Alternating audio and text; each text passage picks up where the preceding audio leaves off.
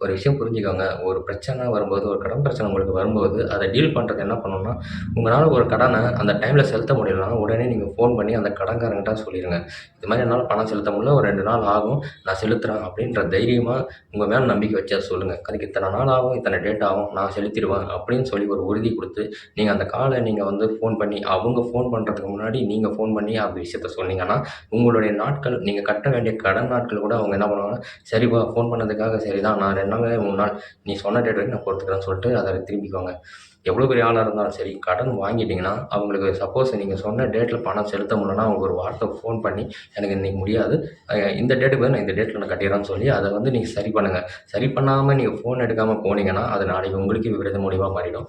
So கடன் வாங்குனவங்க தயவு செஞ்சு ஃபோனு ஒண்ணு அவங்க ஃபோன் பண்ணா எடுத்து பேசுங்க. இல்லன்னா நீங்களே வாண்டடா முன்னாடி ஃபோன் பண்ணி அவங்களுக்கு இருக்கிற நிலவரத்த சொல்லி, அதுக்கான சொல்யூஷன் என்னவோ அதுக்கு வந்து தீர்வு பண்ணிருங்க. Thank you.